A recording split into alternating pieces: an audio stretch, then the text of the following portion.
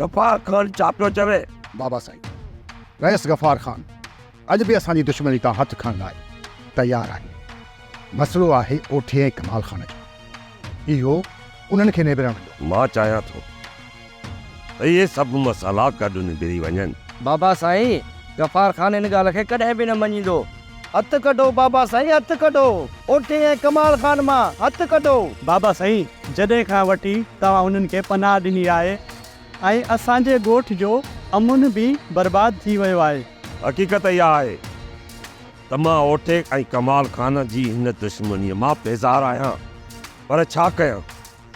हू मुंहिंजा दोस्त आहिनि। सिधी तरह उन्हनि खे जवाबु नथो ॾेई सघां।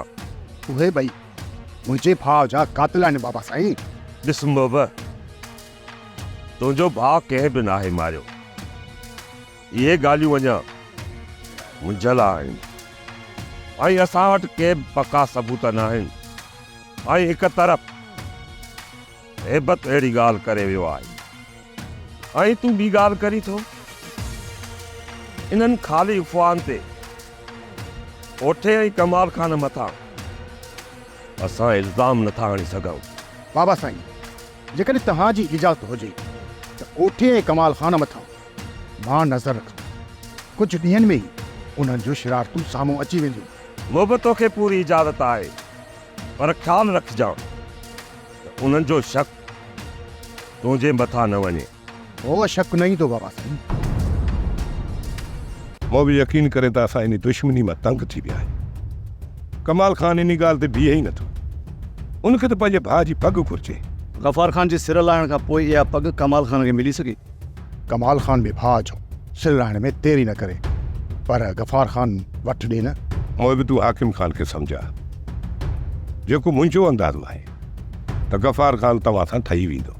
हे बि मूंखां ओट वठण जी कोशिशि थो करे। छा पियो सोची मोब? ओठो सही पियो चए न। ॻाल्हि ओठे जी सही हुजण जी या ग़लति हुजण जी न आहे, पर हाकिम खान ऐं गफ़ार खान हिन वक़्तु एतिरो त परे निकिरी चुका आहिनि जो इहो ठाह कॾहिं बि कोन थींदो। जेकॾहिं कमाल खान जो हथु गफ़ार खान खे ॾिनो वञे त मां सम्झां थो त गफ़ार खान ठही वेंदो। पर गफ़ार खान त तव्हां ॿिन्ही जे सिर जी घुर कई आहे। मूंखां वधीक उनखे कमाल खान जो सिर घुरबो आहे। जेकॾहिं हाकिम खान कमाल खान खे गफ़ार खान जे हवाले करे थो त इहा दुश्मनी हिते ई ख़तमु थी वेंदी। इहो नामुमकिन आहे उठा। हाकिम खान जो वाइदो थियल आहे। जेकॾहिं उन मथां वज़न वधी वियो त पोइ कमाल खान खे निकिरण जी वाट ॾींदो। असां कहिड़ो कमाल खान खे उन जे हवाले कयूं पिया।